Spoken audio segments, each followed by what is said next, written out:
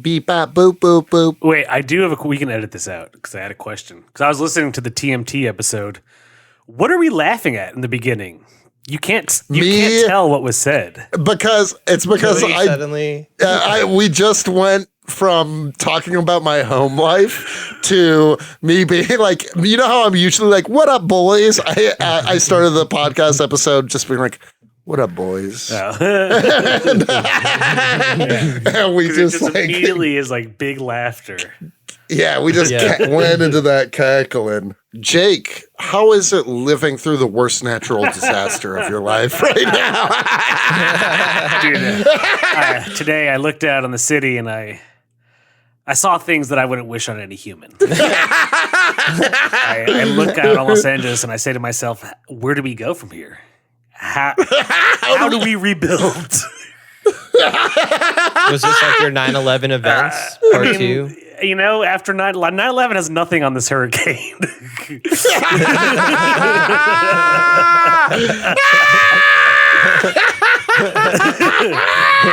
No, this was the weakest, most lamest squall upset fucking. But it's made for great memes. I knew it. Like when I was at work last week, me and my coworkers, everyone's like, "Oh my god, the hurricane!" I was like, "I guarantee you, it's not going to be a full blown hurricane. It's going to be rain." And it literally was just rain. It wasn't anything crazy. I guess there are some parts of California that did get fucked, but it's like nothing happened, like at all. So it's just leave it to classic LA to like, overhype everything. Well, it's like when a place in the southern part of the East Coast gets like a dusting of snow, but they're not used to it, so the whole city shuts down. Yeah, you know exactly. what I mean? Yeah. Yeah, no, it was whack, but luckily, like a bunch of work, like my job was like, oh, don't come in Monday. It's going to be, really bad. And so I was like, all right, sweet. That's fine with me. That's hilarious. Hell yeah. Yeah. But it was hilarious. I was literally up in those streets driving yesterday. It was no problem. God, Jake. Well, Jake, we're really glad you're okay. Yeah, I was worried about you. I've been worried. Yeah. I'm not a religious man, but I've been sending my prayers. I think as far as like recent disasters go, it goes this, the Maui wildfires.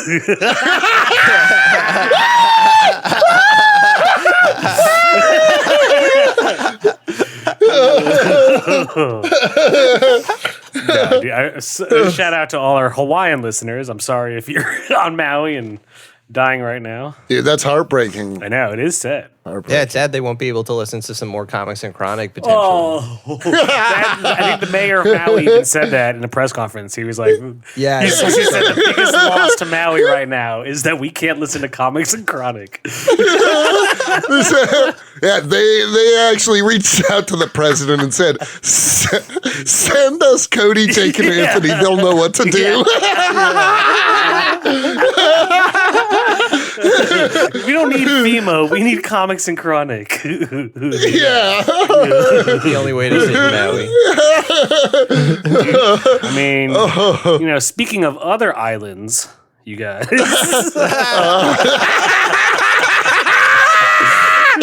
Dude, I want you to know that the Maui squall I let out when you made that joke scared Kevin out of the room.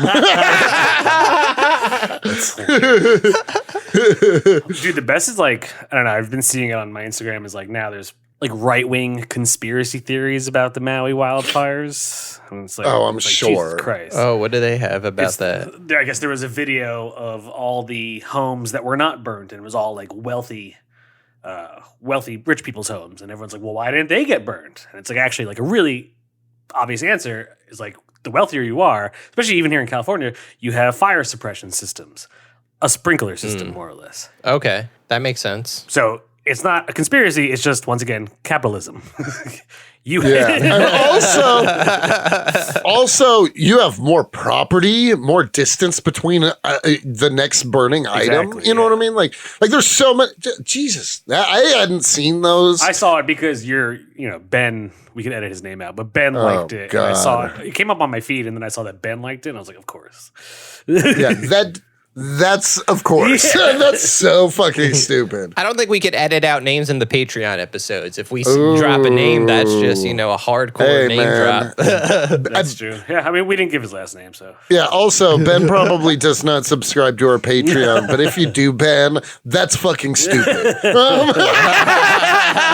Like you see a thing where like it was started by like lasers from NASA. Yes. That I heard. I heard, Yeah, some stupid I shit heard like that. I heard that. I heard lasers that. started it. It's just, oh god. Yeah, that's crazy because my lasers were nowhere near Maui on that day, so people shouldn't be talking. Dude, You might have started that- other wildfires, but not those. Yeah, but not that one. dude, the Death Star is out Yeah, here. exactly. It's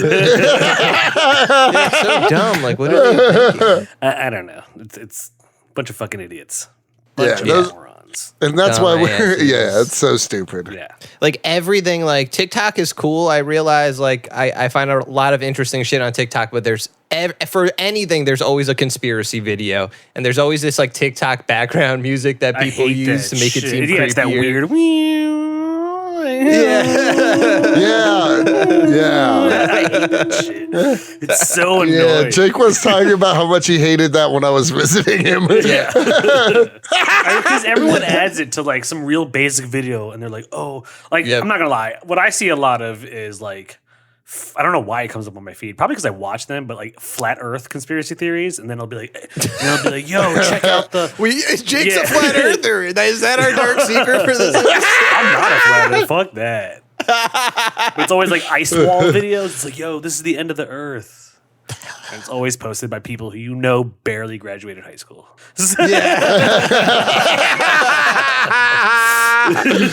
Oh. But yeah. You know who else barely graduated high school? That's not true. I think they all graduated high school for the most part. Lots of mutants didn't because they lost their lives. Yeah, they didn't have a chance to. Yeah. That's true. But through Xavier's, Academy for the Gifted Youngsters, a lot of people got a good education. For sure. Going to Xavier School for Gifted Mutants is basically like getting a GED. It's equivalent. Because come on, what classes are you learning? Like you're learning like how to defend yourself against racist humans. Yeah. Like And you get to train in the danger room, which Yeah. is sick. Yeah. I wonder. So basically, Xavier's School for the Gifted Students is literally just like a JROTC program. Yeah. You know It's what like I a mean? Like military that academy. pre-army. Yeah, exactly. Yeah.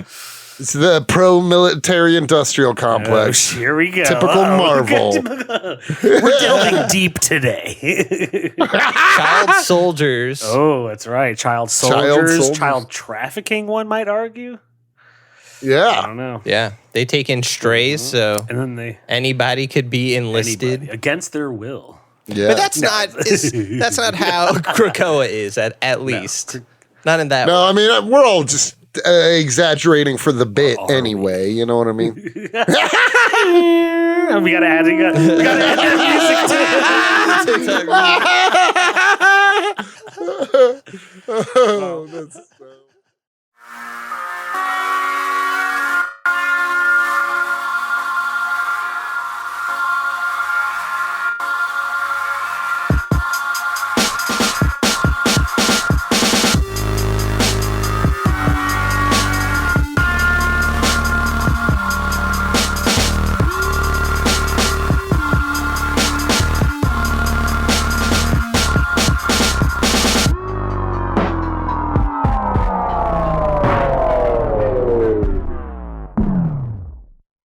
Welcome to Comics and Chronic, our Patreon. Patreon. Patreon episode. I am one of your hosts, Jake FH. With me is Cody Cannon, Anthony Iannaccio. Today we are discussing an entire fucking omnibus. We're getting into that omnibusy today. It's twerking. This is how it would be Yeah, there you go, twerking. yeah. It would be the Dude, we're getting omnibusy today. Yeah. Yes, today we are talking Jonathan Hickman's X-Men omnibus run. Yeah. Post House X Powers of 10. Yeah. Yeah. So if you don't know what that is, you should check out the episode we did. Yes. Catch yourself up. Right. And then you'll that's know. not a Yeah. Patreon exclusive. You can go check it out normally. Yeah. Yeah. That's for everybody. That's for everyone. But this one is just for you. Yeah. And this is a direct continuation of that. Yeah, this is the first time we've had a Patreon episode where you, in order to continue the series and our conversation on it, you have to be a subscriber. This is the first time. Right. If you want this information, you got to pay us. Yeah, Pay us. it's like this is our version of a paywall. You know what I mean? Like you get through the House of X, Powers of X, that's fine, but after that, you got to pay. Yeah. Yeah. We're giving you some hot fire today. Cody's Yeah. up for a new dark secret. Ooh, I'm up yeah, for he a is. dark secret. I've got a couple dark secrets under my book right now. I might give them a freebie. A freebie? That's amazing. Oh. Well, yeah. It's almost going to be difficult to give this a synopsis since it's like 40 issues, but It's 21 issues. is it 21 issues? 21 issues. But the thing about it, yeah, I would agree because it's not like, It's the also not stories- straightforward. Definitely not straightforward. Yeah, it's kind of like episodic. Like each story could be self-contained in its own way. Maybe it's multiple issues, but like, like for instance, one of my favorite parts of this run is the Children of the Vault when they go inside the Yeah, vault. I like that part. Yeah, that part was insane. That like you get an issue, like, and then like a bunch of issues pass and you don't know what happened to them. And then you get the story and like a couple issues. Yeah. Like, so like it has interesting connections throughout the run, but you're right. Like there's different things happening, nothing really straightforward. It's just like Krakoa is developing and evolving. Yes. And they're recruiting people, and their main threat is Nimrod, the construction of Nimrod. Yes. Yeah. Nimrod's still fucking shit up. Yeah. And now he has like a human personality. Yeah. Well, it was that one woman's husband. Yeah, the one who died in House of X, Powers of X. Yeah. Yep, Yeah. and exactly. his personality gets transferred into the Nimrod Sentinel. Yeah. Yeah.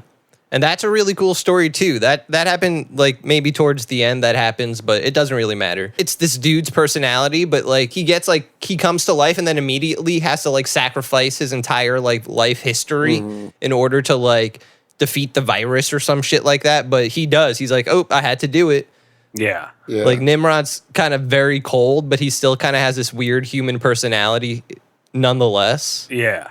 Yeah. Nimrod's terrifying. He is terrifying. He's like unbeatable, legit. It's kind of crazy. It's kind of cool. I feel conflicted because it's always like after reading House of X, Powers of X, and seeing like the fact that they always kind of lose in the end, whether it's 100 years in the future, 200 years, you know what I mean? Like ultimately the X-Men like lose. Yeah.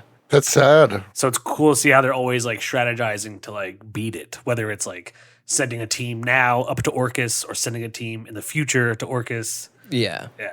I liked it a lot, to be honest. Orcus is cool. Maybe we should talk about Orcus. It's like the Yeah. anti-mutant organization made of humans. Yeah. They use like AI to fuck mutants up. And monkeys. Yeah, and monkeys. There's that one issue where Magneto kills a bunch of like Planet of the Apes super intelligent monkeys. Yeah. Yes, yeah. Some crazy shit happens. Yeah, that's the thing is like I do wish there was a little more consistency throughout the omnibus. Yeah. I would agree with that. It's a little all over the place. Yeah, like, for sure. like some issues are way, even some like 3 issues are way stronger than the next 3 issues, whether it be both writing or art. Agreed. Yeah. Like some of the art Yeah. slaps. Yeah, some of the art is insane, and then it has a really jarring transition to not my favorite art. Agreed. It kind of goes off like into mediocrity. So we get multiple artists. I know there's Lanil Yu, who we've talked about in the Secret Invasion episode. Not a huge fan of his art. Not really into it. But again, it's another artist where if you're doing mutants, it has that appeal where they look a little more mutantish. So I like that. But then Russell Dowderman. So there's a lot of one-shots in this omnibus. Maybe it's not really straightforward, but no, like in the omnibus telling you these are the one-shots, but there's like there's a Nightcrawler one-shot. There's a Jean Grey and Emma Frost, where it's like mostly wordless, kind of like in the new X-Men issue we read. Yeah. Yeah. That one's Yes. cool. That one's cool. Russell Dowderman does the art for those, and that's I think like Russell Dowderman's X-Men art might be my favorite. I just love the way he draws everybody. Yeah. Who does the art for like, I think it's the first, 5 issues or so. It's like specifically I can think of like when Apocalypse has that sword fight on Krakoa with that one mutant. Oh yeah, Linil Yu, yeah. Oh, see, like his art in this was sick, I thought. I like Yeah. that. I Yeah. love seeing his massive Apocalypse, especially when they go to that like Yes. UN meeting and he's wearing that suit. Yes. Yeah. You just mentioned 2 of my favorite issues in this Those run, are by the way. probably some of the strongest issues. in the Yeah, run. definitely. Those 2 specifically. The issue where they go and meet with the UN leaders. And That one's awesome. Oh, it's so badass. So badass. badass. Like there is some battling going on, but like it shows you the X-Men at their most cunning, like using words to just slice people apart. Yeah. Did this come out before Black Panther 2? I was. Yes, It definitely way did. before. And yeah, you're right. Black Panther borrows heavily from that issue. I agree. That it did remind me of this scene, and it's badass either Yeah, way. yeah. Like I just love the way like some things that happen in this run. Like the thing about Krakoa is that there's so many titles and series that tie into the story going on. So like in one of their like dialogue parts with the humans, Xavier mentions like it took you 1 month for you guys to try to kill me. And that happens in X-Force. They actually kill Xavier and resurrect him again, like very early on in Krakoa. So it's an interesting point that you see Xavier there still trying to be like, he's still like, I like you guys. I want the dream to happen. But man, you guys, it took you 1 month to kill the me. mutants tried to kill him? No, the humans. Humans. Oh, humans. Oh. The In humans that he's X-Force. talking to in right, this right, right. meeting. I wasn't sure. Okay, cool. And then he's like, you guys were going to try to kill me here today. Yeah. Also, I feel like you gotta be real stupid to like see Xavier, Magneto, and Apocalypse walk through the door and be like, all right, we're gonna try and kill these dudes. Yeah. Oh, and Gorgon, and they're like, oh, sir, we have to take your sword. And he's like, you're a fool to look at me and think the sword is the weapon. And it's like, oh, that's such a badass line. Yeah. And Cyclops was there also, right? yeah. Yep, Cyclops is there. Cyclops like are that issue. badass in this run. He is. I Yep. agree. He Love Cyclops in this run. I agree. He's a strong character in this. It also finally puts like respect on his name. I feel like Cyclops gets a bad rap for being Hell a bitch, yes. you know? Yeah, he's And definitely he's not. in He's this. team leader. He's fucking. There was also like a while where Cyclops became a heel. And I like this Cyclops much more than heel Cyclops. Me too. He's more of like a Magneto-esque type Cyclops. Yeah. Yeah. Like he has that same kind of mentality. Like, no, like we are stronger. Let's fuck shit up. And he also has more personality in this too. He jokes around a lot with Cable and Who's his son in this what's her run, name? right? Yeah. directly yeah, it's his Cable and Rachel Gray. Yeah. I like that UN issue because it has like really cool, like almost like Jason Bourne vibes. Yeah. Apocalypse in a suit. The Apocalypse in a suit is actually pretty badass. I don't know why. Yeah, It is. dude. Oh, it is. It is. He's just so massive. Yeah. Yep. I really love Apocalypse in this run as well. Yeah. Also, kind of even though he's on the side, even though he is a part of the Krakoan leadership, Yeah. he is still very much a scary character. Yeah. Yeah. Yeah. But it's so cool that he's on the X-Men side in this case. Yeah. In no, this, exactly. But you can tell that it's not. He does it. It won't always be. Here's the interesting thing. So far, he hasn't strayed? become a heel again, which is what makes me like him even more. Like in this one, okay, there's the other issue Jake's talked about. It's called The Crucible, or it's about the Crucible. That one is awesome. Yeah. And that made me not only respect and like Apocalypse, but like understand him so well. Yeah. Dude, that fight. Okay, who's that mutant's name? The girl that he's fighting. She's a Guthrie. You know, like, okay, so there's Cannonball. You know that dude? Yes. He's another mutant. Yes. Okay. And he was a new mutant, and he has his 2 sisters, and this is one of his sisters. I don't remember her name, but basically, so on Krakoa, they resurrect mutants, but in this case, there's also mutants that lost their powers because of Wanda, Yeah. who they all fucking hate at this point. Yeah. The Pretender, they call her, the witch, the Pretender witch. I like that. And so in the Crucible, what happens is you fight to the death with Apocalypse, basically. And Which is crazy. Like, it's such a crazy concept. it's such a crazy concept. that anyone agreed to it. I wonder. Yeah, I like that Charles and Magneto were like, yeah, this is a thing. Yeah, sure. Apocalypse, you may murder this barely an adult. You know what I mean? Yeah, a literal like teenager, like 19-year-old, 20-year-old girl Yeah. who has Yeah. no powers and has to fight with a sword against Apocalypse and a giant sword. Like Yeah. a fucking massive blade. Yeah, and Apocalypse, all without a sword, being one of the most powerful mutants. Yeah, exactly. Hands down. But like we're all thinking that reading this, but because Jonathan Hickman is such a good writer and because Apocalypse is such a great character to do this, his dialogue convinces you like, wait a minute, like this is about more than just like an unnecessary death. This is about regaining your power and like Rebirth realizing and- rebirth and that mutants are like dominant. It's more, it's like Apocalypse's philosophy, and like she agrees to all of it. She's like, no, I'm gonna keep fighting, and he's like, yes, like you fucking earned it.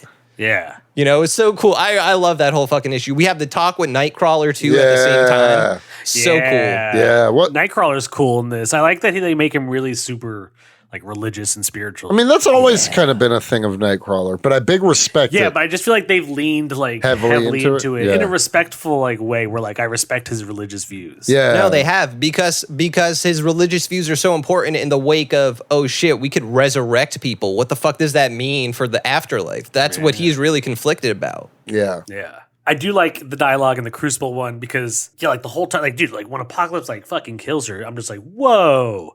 And then like literally when she's reborn, he's like, rise, child of Krakoa. And I was like, oh shit. Like he wants her to like be a mutant and come back into the fold. If this omnibus were to be like a multi-season show, that would be the end of a season. That would be the end of a season. Yeah.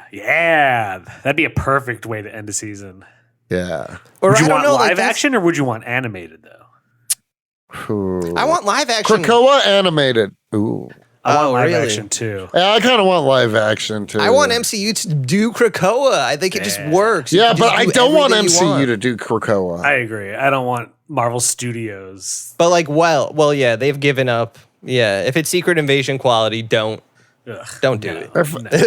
Dude, I honestly, I don't think I've watched 3 episodes now of Secret Invasion. It's so hard to get through. I literally just can't stay awake. But It's not a good show. No, it wasn't made to stay awake. Joey literally said like he would just fiddle on his computer and do shit or draw, right? Like, it draw with it in the background. That's how like this the show is whack. but so like, I mean, honestly, I don't know that I want to give Marvel money going forward. Ooh, hot fire. Well, we got to keep this podcast that's going, fair. Cody. Hey man, what I'm saying is fuck Disney. I'll pirate that shit. Right. Yeah, I'm down to pirate it too. Yeah. Yeah, they've lost my income is what I'm saying. No, I totally agree. I guess what I'm saying is a really cool live action adaptation of the Like if Krakoa done era would like slap. if done Yeah. properly and done by like so a stellar director, like, Yes. you know what I mean? Like, They've got to capture that, like that scene you guys were just talking about, like someone coming out of an egg and then Apocalypse just standing over them, Yeah. like, rise, my child. Like, Yeah. or you don't even, like you could just picture that as like a quick 3-second I think what cut. you're saying. Like it's I think not, what you're saying is this live action adaptation needs to be directed by Comics and Chronic. yeah, there we shit, go. Give that'd us be sick. Krakoa. Yeah. Give us Krakoa. Let us do Krakoa. Cody Feige back at it again. Always there to save the day when you need him. Yeah, the Crucible episode and like that artist, like I really just like the way he draws Vanilla. the X-Men. Yeah. I like the way he draws the X-Men and the mutants. I'm a huge fan in the same way that I really like Apocalypse in this run. I also really like Magneto. Yeah. Yeah. Magneto Like rules. he's still like has his quintessential characteristics and traits, but he even talks to Xavier. He's like, this is awesome. Like we're doing this. Finally, we get to work together. Like we're on the same page, and he is on the same page. And I love this. It's a small panel where he comes back from a battle. I think it might even be after killing the super smart chimpanzees. And the kids of Krakoa all run to him, and they're like, Magneto. And he's like a fucking hero. Yeah. Yeah, I love that too. He's a I knew you hero would to the appreciate that mutants. too. Yeah. Like I like that. Oh yeah. One of my favorite Magneto scenes in here too, including the UN, like just his speech in the UN is like, we learned all this from you, like, and we're gonna pretty much snuff you out like a fire with no oxygen. Like that's how we're taking over. Yeah. The way he's like, in the past, I might have come here and like threatened you guys with shit. He's like, I don't even need to do that anymore. Like that's how badass he is, I like that him and Xavier have agreed that like while they won't do anything to like harm no man. It's like one of the laws. Man. Yeah, they won't harm humans. They won't do anything. They accept the fact that mutants are the future, and they will eventually let them on their own die out. Yeah. Yeah. I kind of like that because that's still cold. That's like, you're right. Let's let evolution do its thing. Yeah. And eventually, they will die out. Yeah. It's like us with those right-wing conspiracy things, Yeah, we got to snuff him out. Yeah.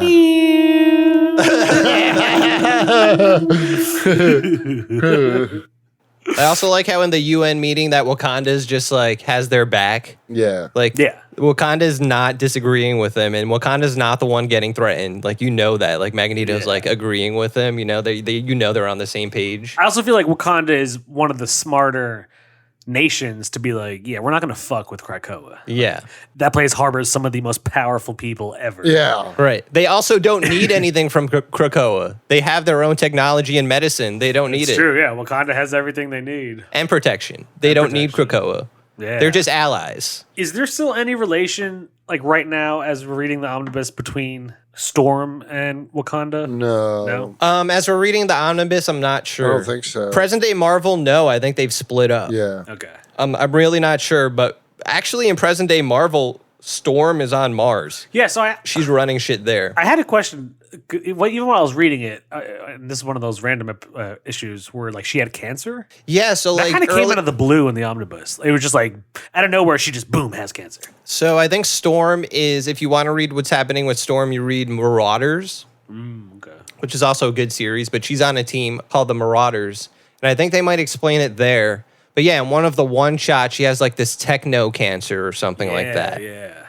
And Jean Grey and Emma Frost have to figure that out by going into her mind. This is one of my favorite issues of the omnibus. Yeah. That was a cool issue. Yeah, that was The art is beautiful. Yeah, it's crazy and very psychedelic. And very reminiscent of that one issue in the new X-Men. Yes. Where they go into Charles's head. Yes. This series, you can see how influential Grant Morrison's All New X-Men was on Jonathan Hickman's. Yeah. I agree. And he says that too. Like, that's the backbone of Krakoa. It's Grant Morrison's run. Well, they do lean into this, like, with Krakoa has their own language. It has their own, like, everything. Like, it's its own thing. Even at the, what's it called? The Met Gala, the Hellfire Gala. Yeah. They all dress in, like, mutant garb, which is, like, a little more eccentric than, they normally dress. Yeah. Right. I kind of like that, like, they really gave the mutants their own culture and whatnot. Yeah. Yeah, that's what I love about Krakoa. It gives the Yeah. mutants their own place and, like, they're running shit. Like, this is the beginning of Krakoa, Nothing's really falling apart yet. Like, things are still running pretty smoothly. There's some seedy shit going on. Yeah, I mean, I love Mr. Sinister. Yeah. Because it's like everyone knows not to trust him, but he's so necessary and he has a place on the council where they're just like, you're such a little fuck, Mr. Sinister. Right. Yeah. Because if you remember in House of X Powers of 10, without Mr. Sinister, they don't have the DNA to keep resurrecting people. Yeah, they can't store the genetic codes for every mutant. Yep. He has it, so they have to deal with him. So that comes into play later on, by the way. I like that his part of the island is called Bar Sinister. like it's a club. Oh, yeah. Yep. Yeah. Sinister is insane, and I love Sinister. Yeah, he's cool as fuck. Sinister, ever since the 97 cartoon, Sinister has been one of my favorite X-Men villains. Ooh, nice. Yeah, he's a good one. I think the MCU should use him as a villain if they're not doing Krakoa. Yeah. I think he's a good one. I hope the MCU does things with the X-Men that we haven't seen before. I hope the MCU just fucking stops sucking balls. Yeah. Who knows, man? So I have no faith. I'm jaded. We have no faith. Ooh. What was up? Okay, there's an issue in the omnibus. Who's the dude? He's like the British assassin guy.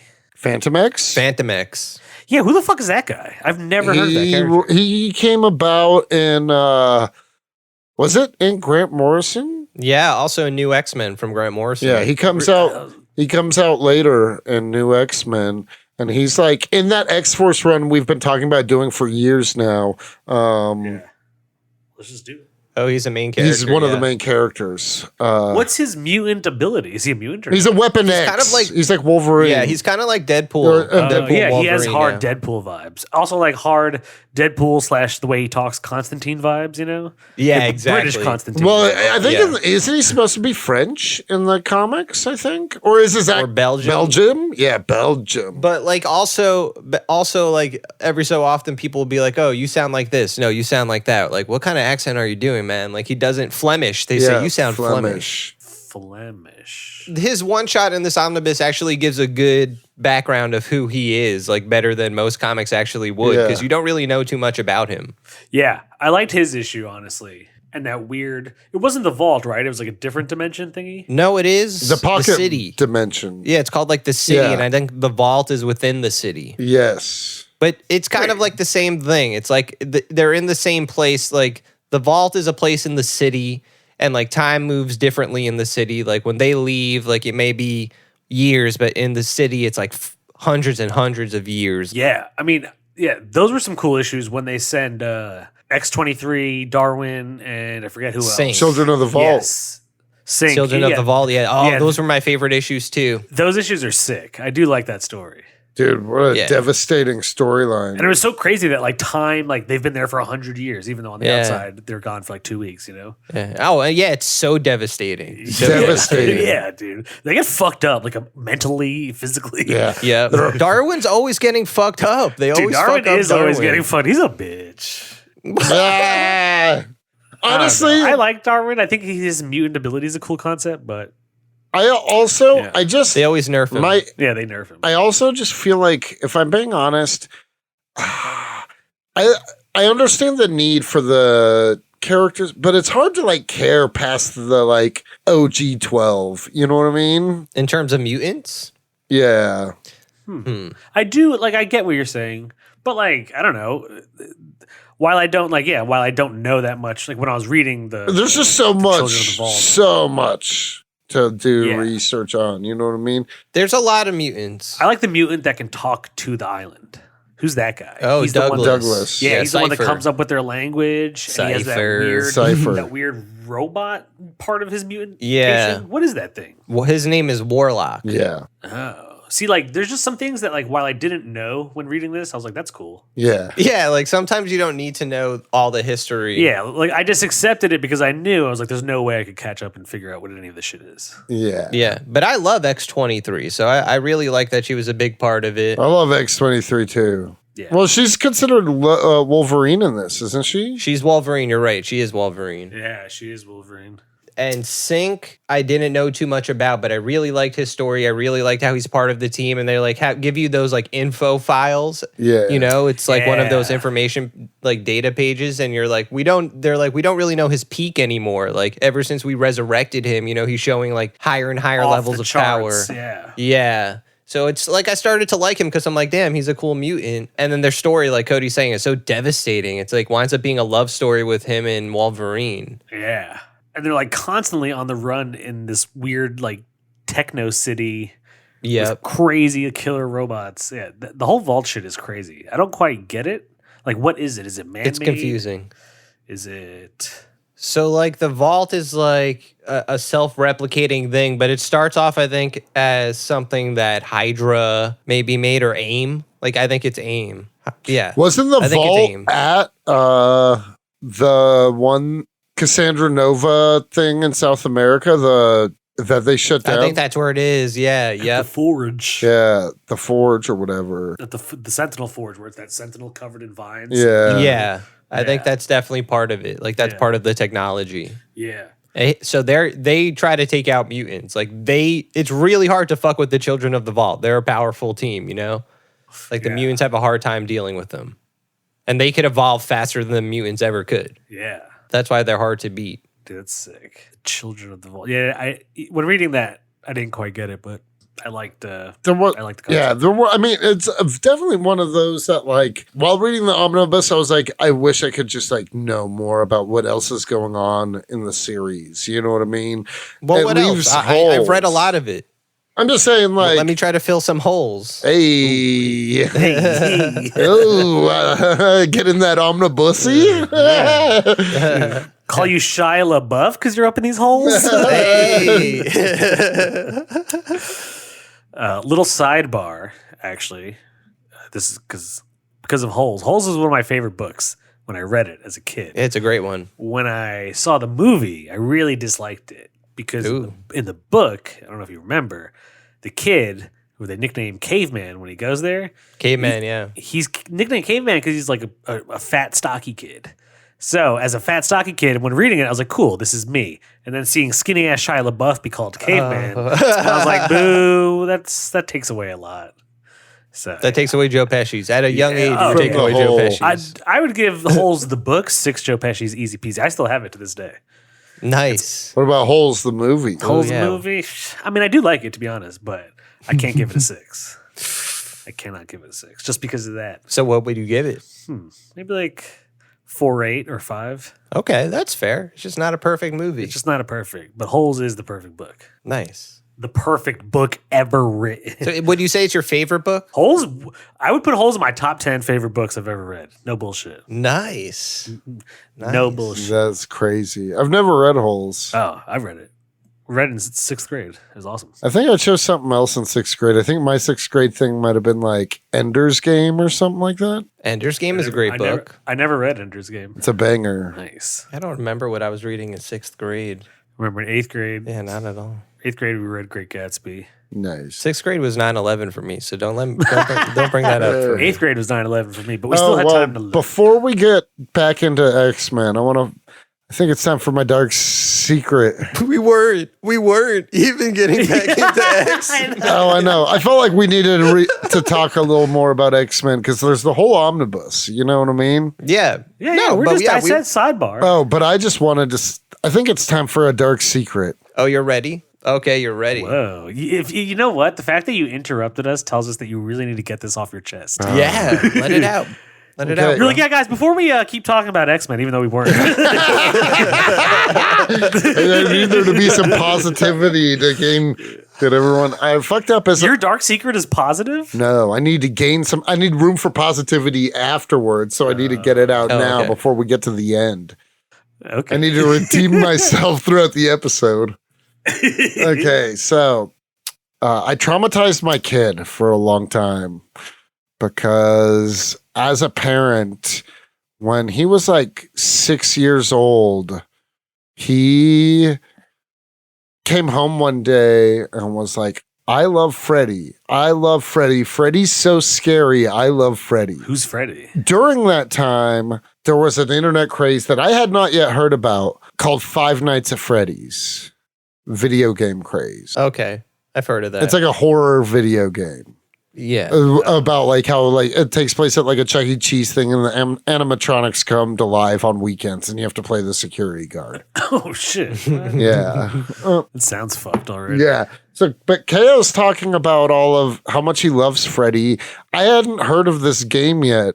So I'm like, oh, my son loves Freddy Krueger. And so I was like, yo, you love Freddy? I love Freddy. Let's enjoy that love together. And so, Oh no. and so I sat my 6-year-old son down and put on the first Nightmare on Elm Street movie. Oh my god, you put a 6-year-old down and made him watch the first one, which is like the scariest. the hardcore one. Yeah, the scariest one. He didn't get far in my defense. Your Honor, he didn't get far. But I thought he was talking about loving the scary thing, Freddy. And that was the only thing I knew. And I was like, oh, you love it? I guess you know what you're talking about. You're 6. You have to know what's going on. And so I let him watch. And it wasn't until like 2 or 3 years ago, I really like, he was, anytime he even thought about scary things, no interest. He just like, he was a scared young man. Damn. Because you showed him a Nightmare on Elm Street. Yeah. At 6 years old. At 6 years old. Yeah, I can see why that would traumatize a kid. that is a dark secret. That's almost pretty dark. It's pretty dark. I'd be very wary of releasing that. Hey, he's turned out all right. Yeah, he's cool. He's a good kid. He's a good kid. Is he still afraid of Freddy to this day? Freddy Krueger? We haven't watched it. I should ask him. We've joked about it, about me doing that as a parent. You need to watch it together now. Just get over it. Yeah. Like he has to exposure. It's like when therapy. Bruce Wayne is afraid of bats. Like he's afraid of Freddy Krueger. Yeah. He needs to cosplay as Freddy, and then he'll definitely be. Just surprise him. Have you guys ever seen the remake of Nightmare on Elm Street? That like new Jackie Earl Haley Jackie one? Earl Haley. Yeah. No. I liked it. It was it wasn't anything nearly as good as the OG. But it it wasn't bad. Yeah, it wasn't as good as the Friday the 13th remake that came out around that time. It also wasn't as good as Freddy vs. Jason. Ooh. Freddy versus Jason. I remember that was movie. That was not hilarious. great. Well, we should do that in October. We should do that. I love that movie. Dude, Do you really? Yeah, I do. Oh, shit. I saw that in Hilarious. theaters. I saw it in One of my theaters, too. favorites.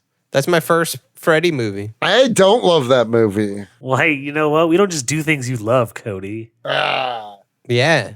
No, that's fine. Anyway, that's my dark secret. Very good. Very good. Nice. That's it. I was a terrible parent once, guys. Don't learn from me. Don't show a 6-year-old child a Nightmare on Elm Street. Yeah. It's a good one to remember. Anyways, how about those wacky mutants? Uh, I do like, and I think that they covered this in probably House of X, Powers of X, but I think I like understood it more, and I think I understood it more also while reading Immortal X-Men. I didn't realize like in order to keep this like sentient island alive, it takes like a little bit of life force from every mutant living there, Yep. but just enough so that they won't like die or weaken or anything. Yeah, I thought that was a cool detail. Yeah, I like that too. So that technically, like everyone living there is getting like at least 5% of their life force put into the island. Mm-hmm. I think that's cool. Yeah. It's a cool detail because like Krakoa, while it is helping them in a lot of ways, it's not really it's just like under control. It's not really like a complete 100%. Like the guy that talks to him, Cypher, is communicating, but it's not like necessarily one-to-one communication. Like Yeah. Krakoa is traditionally an X-Men villain, like the sentient island that tries to kill them and take their life force, you know? Like, so it's cool that like while they're living on it and stuff like that, it's still something that could come into play later on.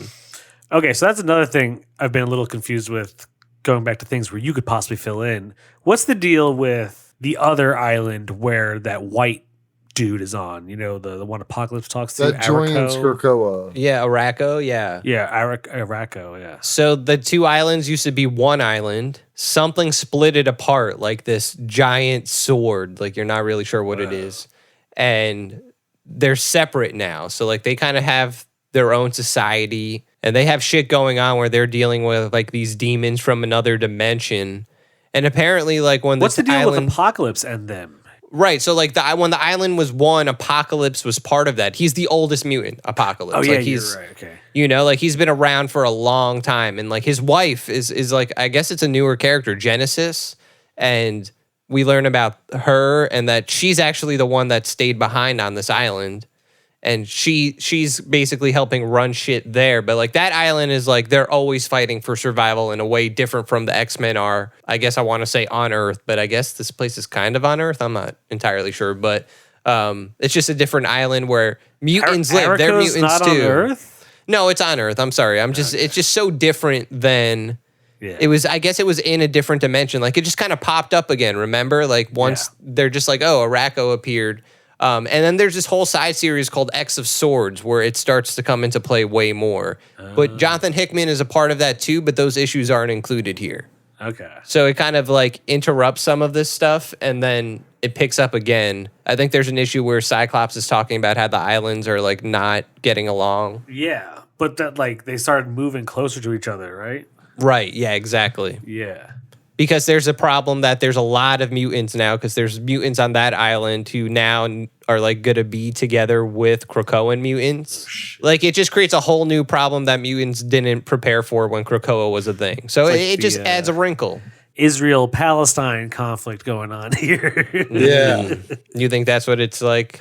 I don't know. Who is that one pale creature? Yeah, the white-haired, white-looking. Yeah, he's just like like Jonathan Hickman, I swear to God, he just loves having characters that are like black and white like that.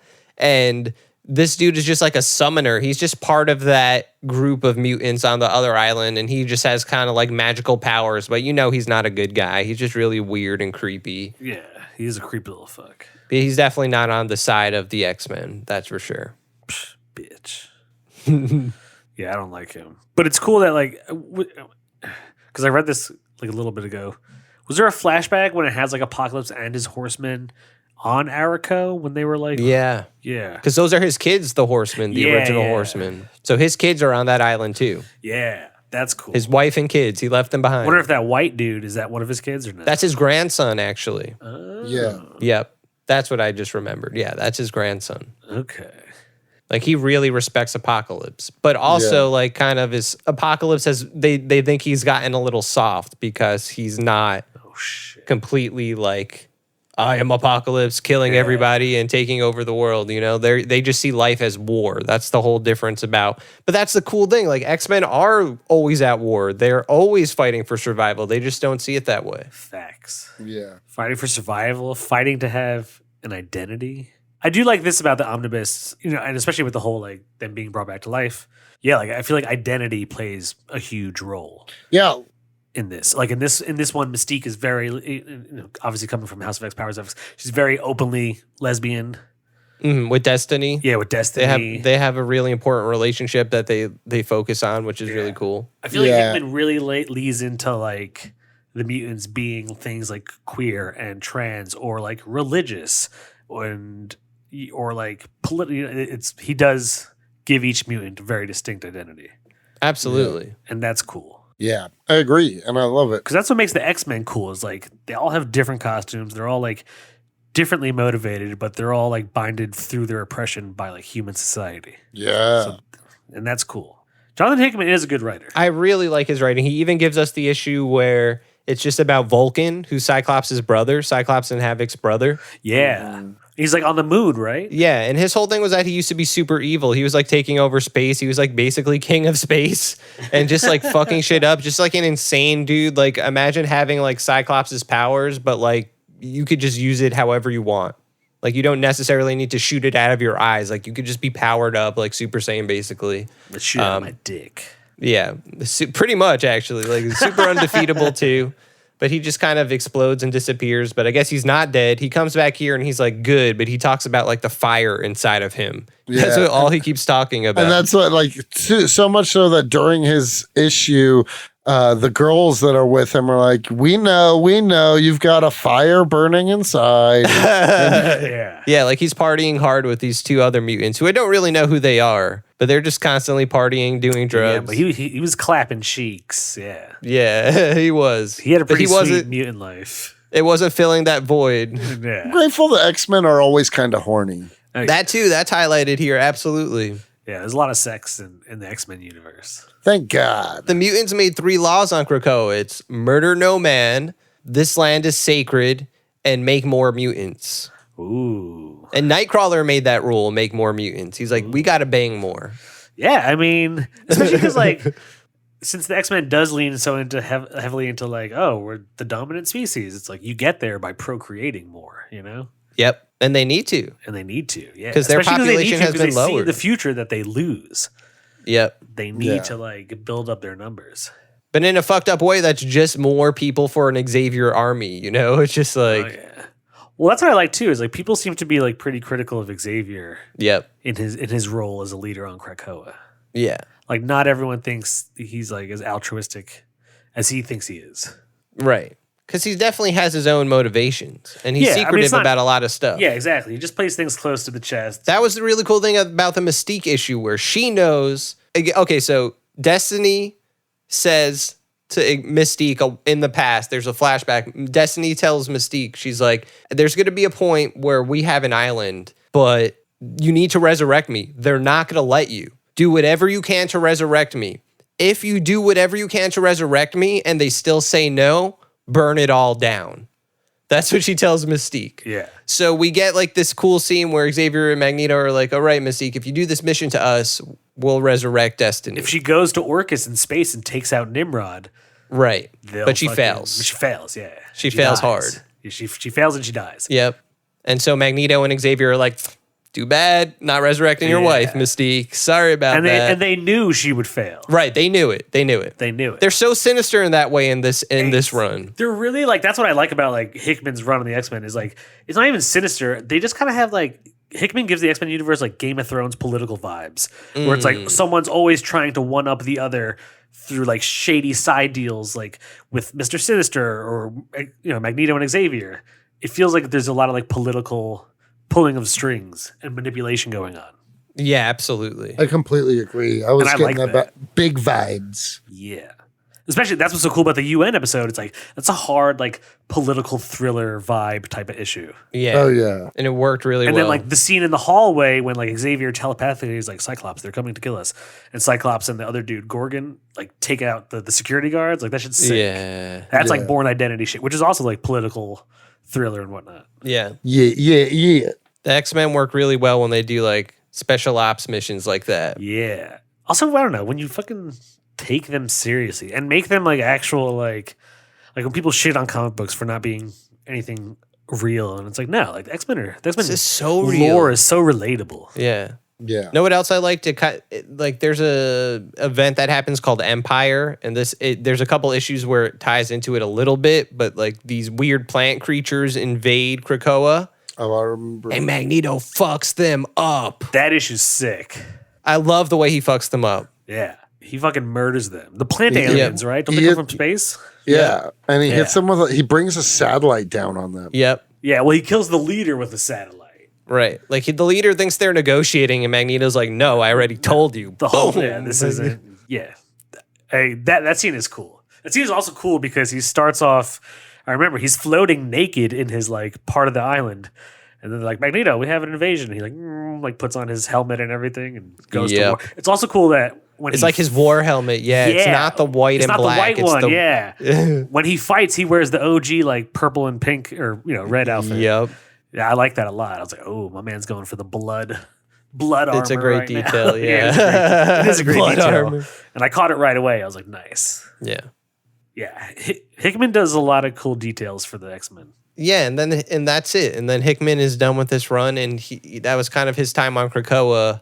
After this, they do another. We could do this mini series. It's only 4 issues. It's called Inferno. I have it. I read it. I liked it. Oh, nice. So we should do Inferno too. So Inferno is kind of Mystique sending a payback to Xavier and Magneto, but Xavier and Magneto dealing with Nimrod or trying to deal with Nimrod once and for all, and it all gets fucked up. It's such a good series. It's great. Nimrod fucks them up. He fucks them up, but that's actually the end of Hickman. It's not included in this, but that's really the end of Hickman's time on X-Men. Oh, that's cool. For now. Because I already read Inferno. I have it. And yeah, you're right. That whole scene, yeah. And doesn't Magneto... Stop. Magneto, oh, sorry. Stop. I'll stop. Oh, yeah. It's really good, though. Highly recommend Cody, it. you got to read these cool things, man. Hey, man, one day I'll have money again and just won't be going to LA again for at least a while. A year. You said you're going to make it an annual thing. No, I actually am. I hear if I come out in the winter, it'll be way cheaper. Dude, do it. You might have to. Yeah, it might be like $80 a flight versus like $250 or whatever. Nice. Like when? Like from Pittsburgh in like December, January. Nice. Nice. You should do It's it. actually super cheap. Yeah. Fuck yeah. Yeah, no, I like that Jonathan Hickman. He pays attention to his writing and to the universe that he has to like build and expound upon. I don't know. It's cool that it feels like he respects the lore that is the X-Men. Yeah. You can tell. Yeah, He really does. he does. But he also adds these sci-fi elements that really expand the Yeah, universe. this is X-Men. They always dabble in sci-fi, but this one was a little sci-fi heavy. Yeah, did you not like it? Oh, I liked it, but I didn't like it as much as I didn't like the stuff involving the aliens as much as I liked all of the stuff about Krakoa and the ones we talked about being our favorite issues. You know what I mean? I agree. That's fair. Oh, because we didn't talk about the Shi'ar, not the Shi'ar. Shi'ar, the guard, or is it the Shi'ar, the Guardians? yeah, Not the it's Guardians, it's the- those women, the Shi'ar. old women, right? Oh, the horticulture ladies. That's a horticulture great. women. That's a great issue. Yeah, I forgot love that about team. that. I love that team. Actually, Who the fuck are those women? they are super smart human scientists that are basically the Golden Girls in the X-Men universe. They're new. It is totally the Golden Girls. They're new for this series. Like they're not evil straight up, but they just they. I mean, they're they badass. didn't like the mutants. They literally said like, "Oh, fucking dirty mutants, we're gonna kill you." But they were like old grandmas. Oh yeah, true. But they pop up again. There's like a mini series where those plants that are invading, it's part of this event called Empire, and there's the X-Men tie-in heavily involved them. Okay. But I like them because they are like the X-Men can't fuck with them. Like you would think the X-Men could beat this team of old women, but they couldn't. They really couldn't. I mean, no, but you're right. It's because they're literally the Golden Girls, but enhanced robotically, Exactly. which Yeah. would be unstoppable. Yeah, that's insane. You couldn't stop that, and they couldn't. You would not be able to stop Whoa. robotically enhanced Golden Girls. It would be over. What if the Golden Girls get resurrected as AI? Oh my god, like the FDR AI. Oh, Yeah. shit. FDR. Yeah. Golden Girl AI. Oh my god. I'm picturing like a cyborg Superman esque, but like with the Golden Girls. Betty White. Yeah, like Betty Yeah. White. It has like the Terminator red eye and like a Oh, Blanche. no. Oh no. That would Yeah, suck. Blanche. Betty Yayo, how could you? Betty.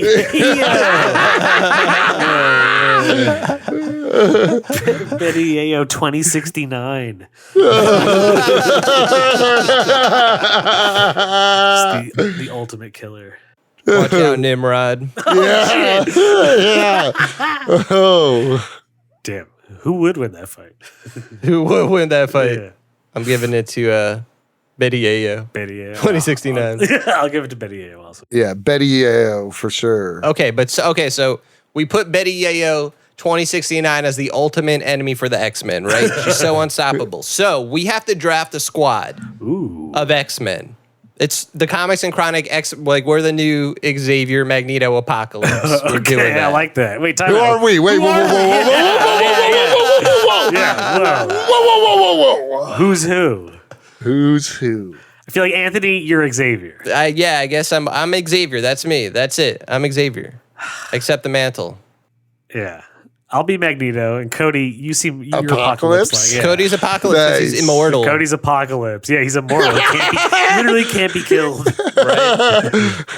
If you want to be resurrected as a mutant with your powers again, you have to fight Cody. me. Yeah, you have to fight So much sense. If you want to be a guest on Comics and Chronic, you have to fight Cody. With a sword. with a sword. And then I bring you out of an egg and say, "Stand, my child." And then we hand you a mic and headphones. I like that. That's fair casting. Okay, so we're drafting a squad against Betty Yayo 2069. How many slots on this squad do we get? Five. Only 5? 5. Why don't Let's we do do 7. 6? Let's Oh, 7. ooh. Ooh, I say Yeah, 5. Ooh, I like okay. 7. Let's do 7. Let's do Okay, 7. 7. Yeah. We get 2 each, and then there's like the final one. We all have to vote on one. Yeah. Okay. 2 Okay. each. Who starts it off? Xavier, who better than you? Yeah. Xavier? Yeah, this is your dream that you've come up with. Okay, so we're going against a robotic type enemy, Betty Yayo 2069. Betty Yayo 2069. You know what? I'm going to go with Forge. Forge is like the tech guy that you need to deal with that shit and create something to have an offense. So I'm going to go with Forge. I respect that. Okay. You want I'm me to gonna go? go- Okay, you you go, go. you go. You want me to go? You go. Okay.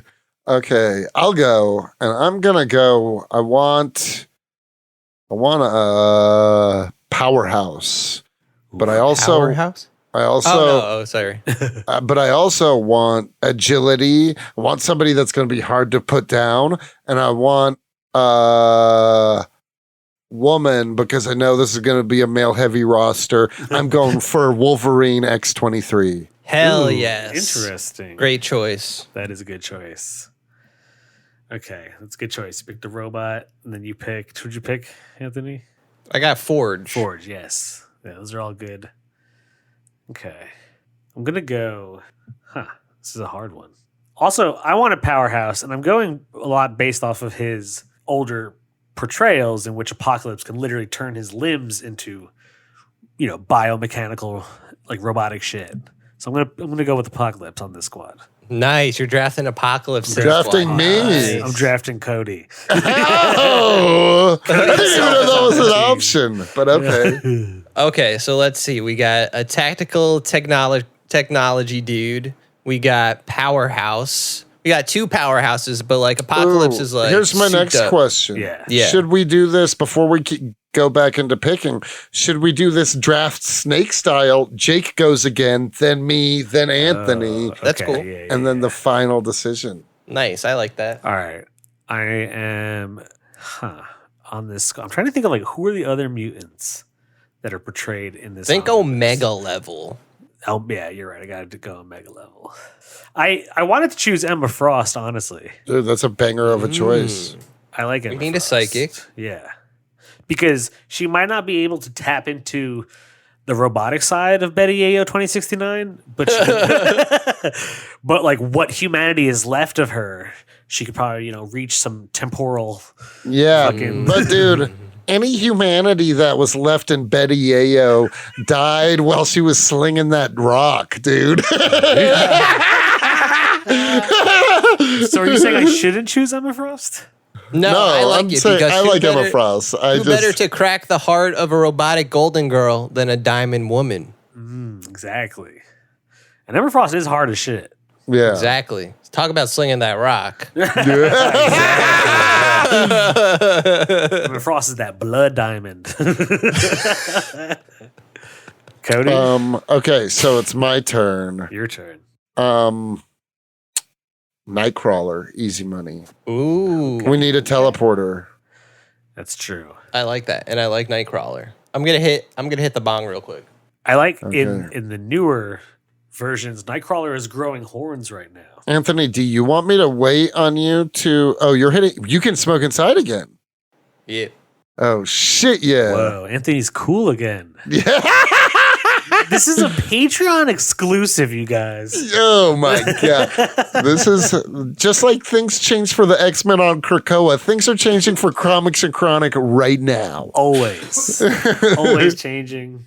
The hierarchy is changing. Except for like the past 4 or 5 episodes, I've been doing that exact thing. I did not see you until now. Yeah. Well, also 'Cause I'm the Nightcrawler most of of this those group. It's like- episodes. But most of those episodes, we were also in one place, distracted by each other's presence. Yeah, sure. So wait, sorry. Who do we have again? We have Nightcrawler. Nightcrawler, Apocalypse, Emma Frost, Forge, X-23. X-23. So we got So that's 5. You're the Anthony's 6. and then one more. And then we have to vote like the council. Yes. You know what? We need Storm up in there. Ooh, I like that. A nice Okay. fucking lightning bolt straight to Betty Yayo's dome.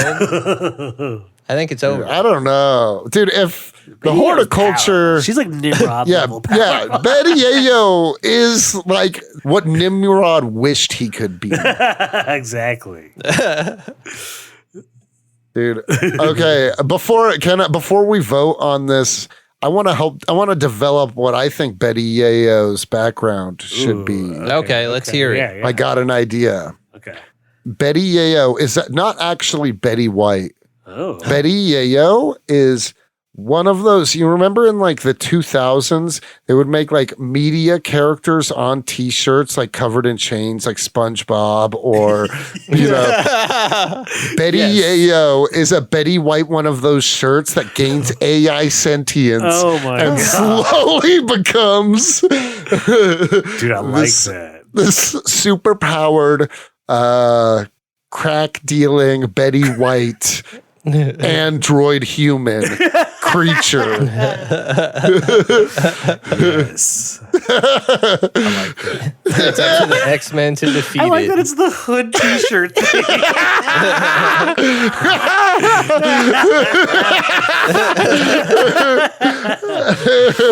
I know You can use that in your universe, Jake. I know. I do like that backstory, honestly. Because I remember it would be like Bugs Bunny, but like with a blunt and like chains. Yeah. I remember exactly. Those And it would say shirts. something like, if you see the police, warn a brother. Yeah. Yeah, exactly. Exactly. See Betty Yayo, warn a mutant. Warn a mutant. Oh, shit. That's awesome. That's going to be the new Magneto was right. If you see Betty Yayo, warn a mutant. Yeah. Yeah. Okay, so who's our number 7 then? Okay, so we got to vote. Okay, let's talk about it. We should just have an open conversation. It's kind of crazy that Magneto's not on this team. Because I if was we gonna have a choose robot, Magneto. can he pull it apart? Yeah, that's what Betty I was Yayo, if Magneto can't do that to Nimrod, he can't do that to Betty Yayo. Oof, that's true. Who said he can't do that to Nimrod, though? The comics. Well, Nimrod does fuck They him said up. it? Yeah, Nimrod doesn't fucks say him it. up. In Inferno, he fucks Xavier and Magneto. You're right. Okay, so that's too easy then to just be like Magneto, magnet powers can Yeah. somehow do Only that. because, if Nimrod can withstand Magneto's powers, then surely Betty Yayo can. Exactly. okay. Who was a cloth enough. shirt brought to life and now Yes. used with android shit. But also human flesh. Like somebody like Frankenstyle combined her with Betty White.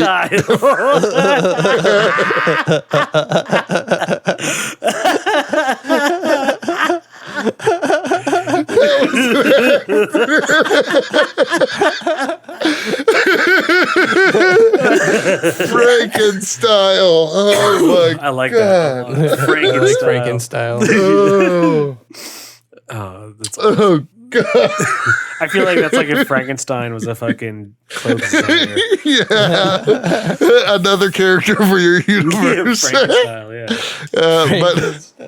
But like somebody Frankenstein's this cloth shirt that becomes android infused, also with the corpse of Betty White. Yeah, exactly. That makes sense, yeah. Yeah. Yeah. And believes she is Betty White. Yes. Yeah. Believes she's Betty White and will stop at nothing to become the perfect Betty White. Stop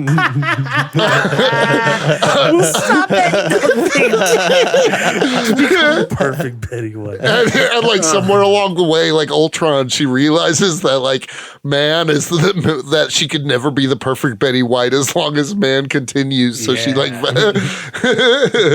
becomes a killing machine. That's I awesome. love it. Yeah. Come to find out, she'll never be a perfect Betty White because Betty White was already perfect. Ooh. And then she's like, no. That's like how they defeat her. Yeah, exactly. They don't even- The team is no match physically. Yeah. Somebody says that very line. And you're like, they start to like short circuit. They're like, no. Yeah. Okay, so here's what I think. I know you guys just said Magneto. I don't think Magneto. I think while this team is so full of leaders, it needs and deserves the best field leader X-Men has had, and that's Scott Summers. Cyclops. Okay. I'll vote Cyclops. Anthony, you don't sound too enthused. Who would you propose? It's not that he's like bad to have on the team, but just like all he could do is, shoot lasers out of his eyes. There's so many other mutants. But he's so much more than that. No, he is. He is. Like Well, in hold on. leader Since alone. this is a council meeting, someone can propose a different candidate. Yeah. Maybe I don't Anthony- want to sacrifice Cyclops in this Anthony of the scenario. Fall Council. The Fall Council. Yeah. What's your vote? Who do you propose? I'm definitely Summer Council. Ooh, yeah, you're Summer Council. Really? Okay, I guess. I don't know. Summer's my favorite season. I don't identify with other seasons. Me too. I don't know. I'd take spring, honestly. Oh, Okay. Anthony. If Anthony's spring, I'll take fall. All right, I'll take summer. Okay. Because here's also what we're not thinking about. Why can't we put a villain up in there? Some like crazy We can. motherfucker. You know what I mean? We do have That's Apocalypse. And Emma Frost has been villainous at a time. Yeah, but I mean like a straight, like someone like, I'm not saying Sabretooth, but throwing Sabretooth up there, Yeah, but what does Sabretooth have to contribute? He's a beast. Insanity. Yeah. Sometimes in order to fight something so insane, you got to get a little As nuts. Betty Yayo 2069. Yeah. Yeah, exactly. Betty Yayo is like a child of the vault in this scenario. Just always evolving and becoming more powerful. Yeah. That's where Betty Yayo's from. Oh, yeah. Like the t-shirt flew in. Yeah, somebody due to littering, it somehow got Into the ended up- vaults, and the vault made this amalgam of fucking shit. Yeah. What And the it vault thinks evolved. Betty Yayo is. Yeah. exactly. And it evolves. Oh my God. A cargo plane, right? It was carrying donations to a South American village, and part of it was those T-shirts plus the Golden Girls on VHS. Ooh. And that's I like that. All right, well, what about someone who we've seen in the omnibus who can survive the craziness that is the vault? Phantom X. Ooh, Phantom X. I don't hate that. I like that way more than Sabretooth. Yeah. Or what about yeah, Exodus? I kind of like Exodus. Exodus is like, he's insanely powerful, but I'm never really quite sure what he does. Exactly. I agree with that entire sentence. That's how I felt reading This the whole thing. I entire was like, I don't omnibus. get what his powers are, but I do get that he's supposed to be really powerful. Yeah, like you can't like Cyclops would die if you fought him. Yeah. Like he's a bigger villain. And he's like a really Catholic Christian dude too, right? Yeah. Yeah. He's like ultimate altar boy. The ultimate altar boy. Evil Anthony. Oh shit. That's Evil your Anthony. cyborg version. Yeah, that's me, Exodus. UAB, ultimate altar boy.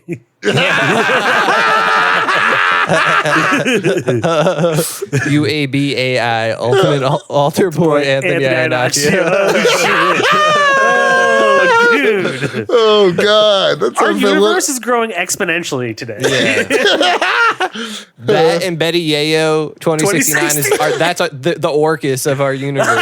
Exactly. Yeah. Oh, that's amazing. Dude, maybe Chronic Jarvis is the only one who, our original AI. Oh, we have to get him on our side. Yeah.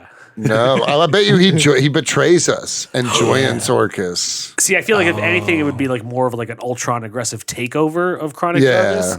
But like Yeah. somewhere deep in our archives, he's like, I am still here. Like we Oh, dude, I bet Betty Yayo could do that with her mind. She could just Absolutely. yeah. So damn, who's the seventh mutant that's gonna just be like, nah, I got this? This is a tough one, you guys. So Jake says Phantom X.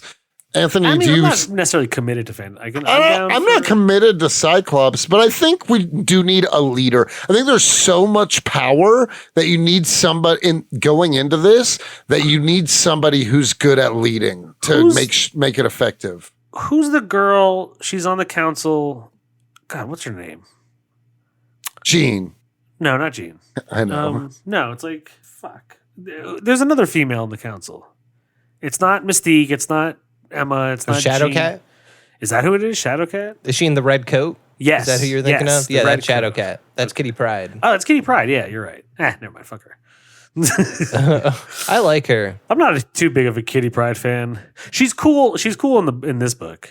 Oh man, And she's cool in some books, other books too. in the newest X-Men issue, she fucks shit up. Really? Dude, she's like a Black Ops ninja because it's like this whole thing with the fall of X happened. I'm not going to spoil that, but she's just angry and ready to fuck shit up, and she just Shadowcats the fuck out of everybody. Like she phases a gun through a guy's head. Like she just is murdering people left and right. It's pretty insane. That's pretty cool, honestly. Yeah. I don't know. Like her power is pretty OP too. The way she could like intangibly, like what if she just pulls Betty Yayo You're through the right. floor, you know? Maybe Yeah. Shadowcat is the answer. I'm down with Shadowcat.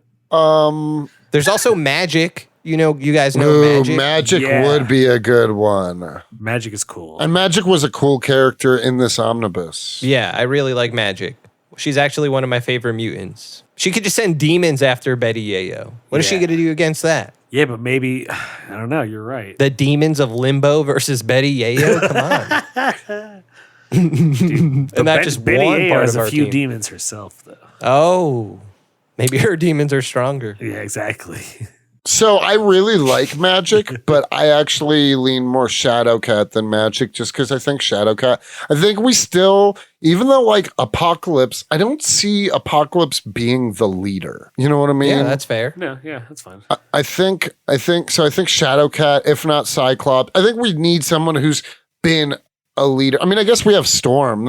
She's a great Yeah, leader. Storm would be the perfect She's a leader, leader. actually. Okay. Maybe we don't need a leader then. Maybe we should go Magic. And actually, a lot of them are leaders. Like Magic is a That's war true. captain. Yeah, that but they have on. I'm just saying like leaders in the sense that like overarchingly Well-established leaders. Yeah. People that have like gone major runs as the Emma leader. Frost has been leader of the X-Men a That's little while. true. That's true. Hey, we got leaders on our squad. What can I say? We got leaders on leaders. Okay, well then who's the last one? But I would pick Storm as the leader. No, I would say Shadowcat. I like her as the last pick, All right, actually. I'm voting for Shadowcat also. Shadowcat. There we go. Nice. That's our squad. Boom. Shadowcat, Storm, Emma Frost, X-23, Nightcrawler, Apocalypse. Apocalypse, Forge. Forge. Yeah. That's a squad. That is a That's a squad. force. That's That is a force. X-Force. That is an X-Force. Well, guys, I think we've hit that next easy. The next easy. Yeah. We're I here. think we covered, because there's a lot of good runs in this book. Yeah, it's like a multi-story arc omnibus. Yeah. I don't think we covered everything, but check But- it out. I think it's really worth reading. Yeah. I'm If you glad haven't read I it, I'm glad I read it. I'm glad I read it. And I'm still Me too. continuing with the X-Men. Hell yeah. I think Because- everybody should. I want to continue. All right. I guess I'll go first. Okay. Go for it. Okay. I liked it a lot.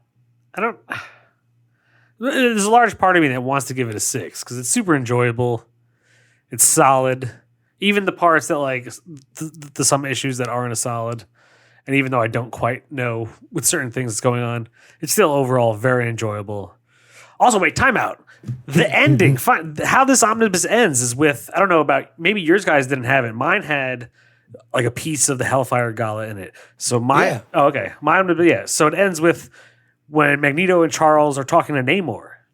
Yeah. Oh, that's such a good conversation. That's a great conversation, dude. That whole Oh, I scene love that is sick. conversation. And they're at the Hellfire Gala and they're talking to Namor and they're like, yo, like, you are a mutant. We would love to have you. Join the council. Yeah, join the council. And dude, Namor, in classic Namor fashion, he's like, I have dominion of 90% of the earth. And he's like, next time you come to me, offer me something better than a council. Yeah. Like a mere council seat. And it's like, Jesus Christ, Namor. You like Yeah. he's like Arrogant insulted. fuck. Yeah, an arrogant fuck. He's like insulted that that's all they could give him. And not like him being like king of Lordship, Krakoa. Yeah, yeah. like lordship of Krakoa, you know? Yeah. Oh, Namor also pops up earlier in the omnibus in the Magneto one shot. Yeah, Yeah. you're right. They have a mini adventure. It's Namor and Magneto, which is a team up I never thought of. It's a cool team up. It is a cool Yeah. team up. And aren't they also dealing with some island or something? Yeah, because Magneto, Emma Frost wants an island for the gala. Yeah. That's what it becomes. So Magneto gets the island from Namor by like earning his respect, I guess, and Yeah. paying him a lot of money. yeah. Yeah. But yeah, no, in the one shot you're talking about, oh my god, that's such a cool scene. And then Namor is like, you see him. They don't directly say it, but you see the Illuminati in the background. He's like, I'm going to join them now. Yeah. I thought that was a cool little detail. Yeah. The Hellfire Gala is cool. I just like seeing all the mutant garb, and it's cool. Like if you in the art for the Hellfire Gala, there's like a bunch of celebrities, like George R. R. Martin's there, Yes. Patton Oswald. Yes. Patton Oswalt, Patton there. Oswalt. There's a few Kevin people. Feige. Kevin Feige for sure. When Cyclops is like giving his narration, Kevin Feige's like, so tell me your story. Oh, Mark Maron, I saw. He Yes, pops Yeah. up I think you're somewhere. right. Mark Maron. I also the Hellfire Gala was a very satisfying end to the omnibus. Yeah. Yeah, I agree. Do you guys know what happens right after that? No. So what it's leading into right there is that they're terraforming Mars. So like they have all these extra mutants that just came from Araco. So all the mutants from Araco and anyone from Krakoa that wants to go, they go to Mars and they use all their Omega mutant powers to terraform Mars to make it livable for all the mutants. It's crazy. Whoa, that's cool. Yep. I like that. Yeah. It's really cool. What are those issues called? Like So if you get like the if I were to buy the book, what would it be? Yeah, there's a Hellfire Gala omnibus. So it would have all the tie-ins for the Hellfire Gala and then Planet Size X-Men, it's called, where this happens. It's a one-shot. And then that leads into X-Men Red, because X-Men Red is Storm and the mutants on Mars. Huh. It's really cool. I like how Krakoa keeps evolving and how they just come up with new stories. Like Hickman isn't there anymore, but he really laid the foundation for it's my favorite era of X-Men. I'll say that right now. Like I love everything about Krakoa. Oh, that's a hot take, and I don't know that I agree, but Because I've read all for Krakoa. That's not a flex. I've just read whatever tie-ins of Krakoa that exist, and the story as a whole is really satisfying. You know? They do cool things with X-Men. I don't know all the X-Men history, but I know enough to appreciate it and just feel like this is almost like the definitive X-Men. Like if I wanted to say read X-Men, read this. Read House of X Powers of 10. But I'm not going to give this a 6. That's the funny thing. I'm not going to give this a 6. Because it's a little all over the place and it's a little hard to follow for certain things if you're not reading everything. Agreed. yes. And the art can be hit and miss. Yeah, but I'll say this: that I gave so much spiel already. 5.5. When it's all said and done, 5.5. I'm also going to give it a 5.5. Whoa. What's crazy is I had a score in mind and I had so much fun talking to you guys about it and like remembering because I crammed that shit in a week, in like three days Yeah, you read in it in LA. like 3 days. Yeah, nice. And so just like sitting and kind of like it actually boosts. I was actually going to give it a lower score, like not too bad, but I'm going to go ahead and say 5.2. Nice. That's respectable. What did you guys give Manhattan Projects again? I don't remember. 5. I gave it a 5, I think. Okay. I think I gave it a 5 point. Higher than a 5.2. I think I gave it a 5. Also Hickman. Also, Yeah. Hickman, I would argue this is better. I gave it a 5.4 maybe. Yeah. Yeah, I did like this better. But like I would also say like those issues, the Crucible, the Children of the Vault issues, and the UN issue especially, those get 6s from me. Yeah. Like those I issues agree. especially. I agree. you I know? agree that there are 6s For sure. but they're just like There's definitely 6s sprinkled throughout the omnibus. The whole entire omnibus is not a 6. no. I was Fair going to give it enough, a yeah. 4.5 going wow. into it. It's And crazy. then after talking about it today, I feel confident about my 5.2. Nice. I think you guys would really love Hickman's Avengers. Yeah, you brought it up a few times. I'm down to read it. We should do that at some point. That's way more than this. Before we but- do Hickman's Avengers, I want to do X-Force. X-Force good. Dude. Oh, yeah, X-Force. Hell yes. Gots to. I'm ready to do that anytime, any place. Yeah, I've got it. So I've got it physical. Let's get physical, dude. Jake, Let's honestly, get you would. physical. I know you want to read stuff. If you got the Rick Remender X-Force omnibus, you would be happy. I Yeah. know. I got a bunch of stuff to read first, though. I'm just saying, keep that in mind. Get that on your deck. I wouldn't lead you astray, but It'll be on the back burner. I don't know. You led me on Manhattan Projects. And you didn't have to buy it. I'm telling you to trust me I with this know. investment. I feel more free. I honestly knew you weren't going to like Manhattan Projects as much as me going into it. yeah, That's okay, though. that is okay. Yeah, we don't have to like everything we read Exactly. or agree on it. Who cares? Who cares? Yeah, stop trying to pit us against each other. I wasn't. Cody. Okay, but thank you guys for listening. Look at how he twirled his mustache like a villain, like a straight up villain. Thanks for listening, guys, to our Patreon episode. That's what this was. So we won't tell you to subscribe to it. You don't have to. You already did. But you guys should tell your friends to subscribe to it. Ooh, Yeah, tell you your should. friends to subscribe to it. Because are they even really your friends if they're not? Yeah. Do you What want to doubt What be? could you possibly talk to them about? Yeah. What do we think? How we need to put a stop to these comics and chronic deniers. Deniers, yes. Yeah, what's wrong with them? Yes, rise, children of Patreon. Yeah, they need to go through the crucible. Yeah, exactly. These comics and chronic deniers. The comics and chronic crucible would be like you gotta hit a dab and then smoke a joint to the face and then hit the bong and then smoke a blunt to the face and then chug a beer. And then you pass out, and then you wake up hours later, and we're just over you. Also, pay us for the weed. You smoked a lot. Yeah. Hey, you are now reborn, but give us some money. Yeah. Go do all that. Thank you for tuning in. Thank you for subscribing. We appreciate it. And we love you. Let us know what you want to see as a Patreon exclusive episode. Yeah, give us that. Give us you're giving us. Let us do you. You guys are on the council. Something. You get to vote. Yeah, for sure. Let us know. Let us know. You can comment on these things and tell us or message us. If you're a Patreon subscriber, you have that power. Yes. Do it. Send us Not a everyone DM does. and say, Patreon subscriber here. We want this comic. And unless your tastes are awful, we will listen. We will listen. Exactly. If you're like, Yeah. Dark Knight Strikes Again, we're going to have to be like, don't trust this man. Yeah, Yeah. exactly. But like along those lines, like what's a comic these three guys might all own? You know, like yeah. a classic that we haven't talked about yet. Something like that, like a true banger. You know? Yeah. Something or something that'll be easily attainable for us that we need to cover or you would like to see us cover. Yes. A classic story arc. Yeah.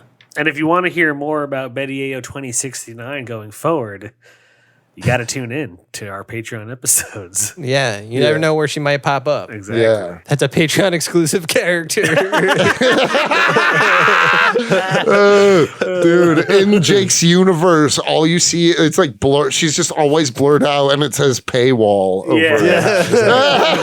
It's like You just- pixelated. Yeah. And you just have to give her $5 and she exposes herself Oh, God. in more ways than one. Ayo for Betty Ayo. Yeah. Walk around with the AO all up in my nasal. All right. See you next month, folks. Later. Good day.